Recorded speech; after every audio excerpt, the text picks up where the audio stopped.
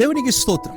రోమీయులకు రాసిన పత్రిక 12వ అధ్యాయం 21వ వచనం ఇలాగూ సెలవిచ్చుచున్నది, కీడు వలన జయింపబడక మేలు చేత కీడుని జయించుము.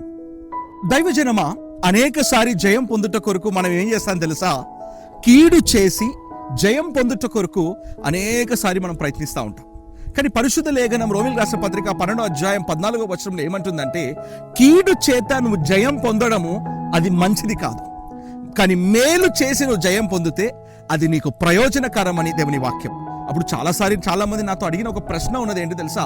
బ్రదర్, వారు కీడుతో వారు జయిస్తున్నారు, వారు కీడు చేస్తే నేను కూడా కీడు చేసి జయించాలి కదా, అప్పుడు నేను కీడు చేయకుండా జయించకపోతే నాకు జయం కలగట్లేదు, నాకు మర్యాద లేదు, నాకు రెస్పెక్ట్ ఇవ్వట్లేదు, కనుక నేను వారికి కీడే చేస్తాను, కీడు చేసి నేను జయం పొందాలి. అనేక మంది క్రైస్తవులు కూడా ఈరోజు ఎట్లా ఉన్నారు తెలుసా దైవ పిల్లలారా? కీడు చేస్తూ జయించడానికి నేర్చుకున్నారు. కానీ రోమీయులకు రాసిన పత్రికలో అపోస్తలుడైన పౌలు మనకి నేర్పిస్తున్నది ఏంటి తెలుసా? కీడు చేత మనం జయించకూడదంట. ఒకరిని హింసించి, ఒకరిని ఇబ్బంది పెట్టి, ఒకరిని ఏడిపించి మనం జయం పొందడం అనేది మర్యాద కాదు.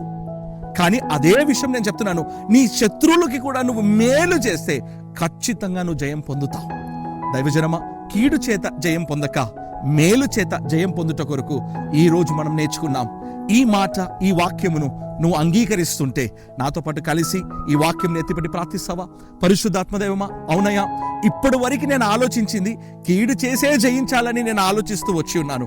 కానీ ప్రభువా, ఈ రోజు నీ వాక్యం ద్వారా మేము అందరం నేర్చుకున్నాం. అదేంటంటే మేలు చేత ప్రభువా మేము జయించవచ్చు అని మేము నేర్చుకున్నాం. ప్రభువా, మాకు ఒకరు కీడు చేసినను అది మేము ఆలోచించకుండా వారికి మేలు చేయుట కొరకున్న కృప మాకు దయచేయమని ఈ వాక్యం ఎత్తిపెట్టి మేము ప్రార్థిస్తున్నాం.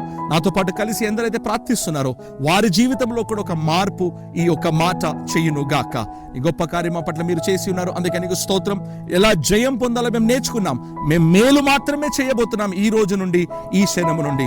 ఆ మేలు చేయుట కొరకున్న కృప మాకు దయచేయమని సమస్తమును మీ అసలికి సమర్పిస్తూ యేసు క్రీస్తు వారి పరిశుద్ధ నామమున ప్రార్థించి వినయముతో వేడుకుంటున్నాం ప్రియ పరలోకపు తండ్రి.